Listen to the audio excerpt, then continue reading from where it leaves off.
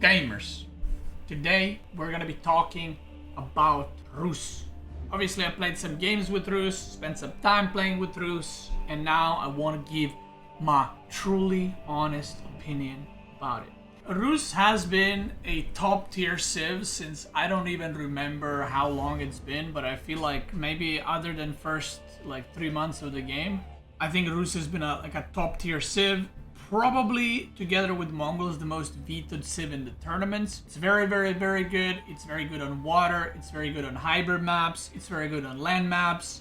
And the biggest thing about Rus in its current form balance, it's not necessarily OP as in like, oh, you just make this unit and you win.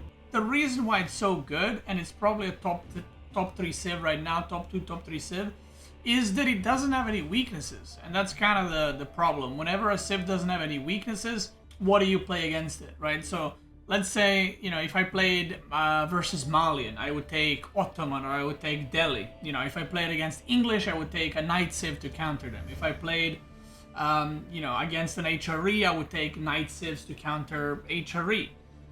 But if someone told me, okay, your opponent is Rus, what are you gonna pick? There's no real counter. You know, there's no real civ that is like extremely good against it, specifically against Rus.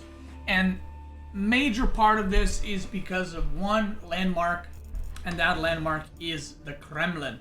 There's been some mentioning of people, you know, in the dev Discord that maybe Kremlin should get a nerf or should get some kind of, you know, treatment. I'm not sure what to do.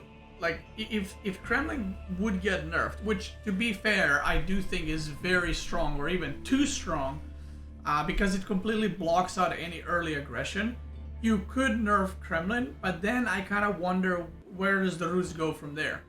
But in the current game, it is extremely hard, almost borderline impossible to harass a Rus early on.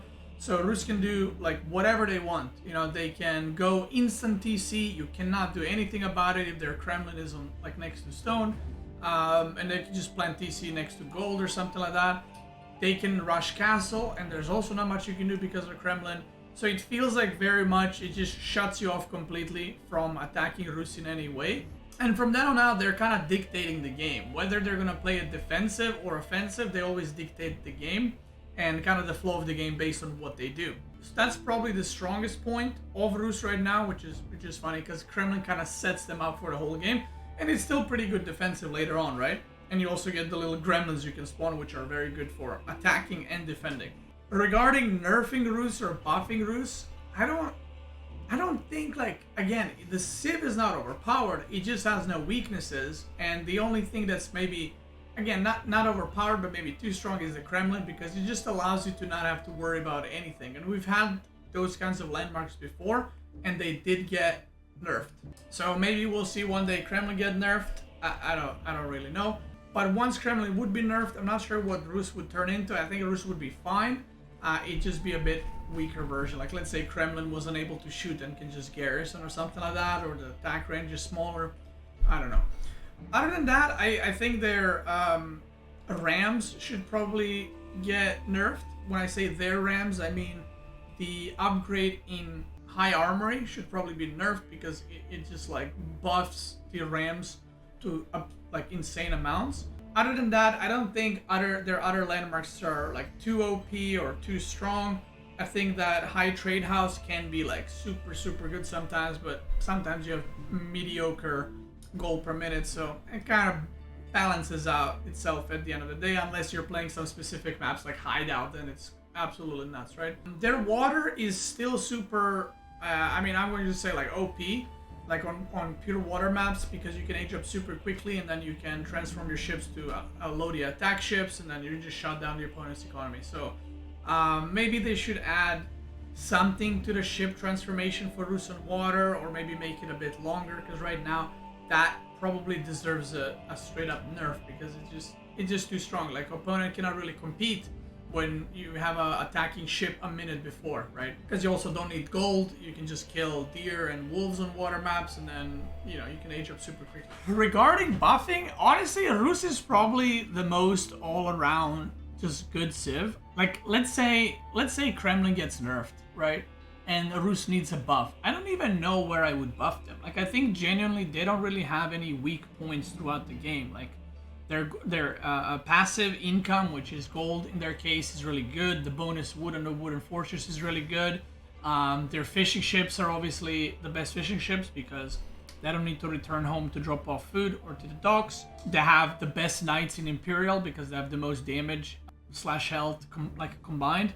Maybe obviously gilded knights and like cataphracts I think have more, but cataphracts don't have charge, which is a big weakness, so unfair to compare them to those.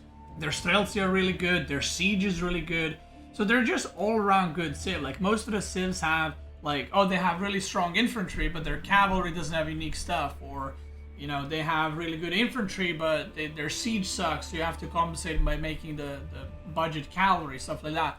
Rus feels like the most complete civ in terms of they got unique stuff for their knights, they got unique hand cannoneers for their stealthy, they got unique siege upgrades, they have better walls than other civs, right? So there's a lot of that, which makes Rus, in my opinion, probably the most solid civ in the game right now. And if I was to like, you know, climb ladder and be like, okay, I'm gonna play one civ, what civ is good against every civ, or at least does decently well, I would probably go with Rus, because I just don't think it has any glaring weaknesses, but it also doesn't have any glaring like, oh, this is completely broken, you know, I can't win against that unless it's on water maps, and I mean like Baltic or Boulder Bay. I would say the best civ against Rus, in my experience, is probably Ottoman,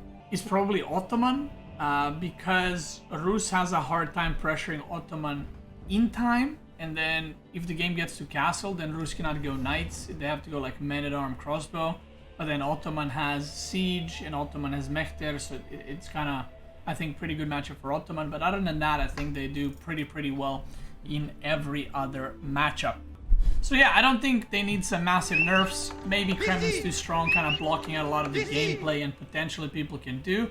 Abbey of Trinity could use a little touch-up. I don't really know what you would do with Abbey of Trinity, but like, yeah, it has unique upgrades for warrior monks and stuff, but it's still not used that much. It's only really used against like HRE or OOTD to yoink the relics really quick. But other than that, it doesn't see much use. So yeah, it's just a civ that's really solid. It's good in every age. Don't think it needs any buffs, obviously. Don't think it needs any major nerfs either, but some adjustments, let's just say, could be made. Like maybe make, they could do something like maybe make a Kremlin a drop-off point, but it loses the attack, but you can still garrison villagers inside, right? And then you can also upgrade double broadaxe in Kremlin.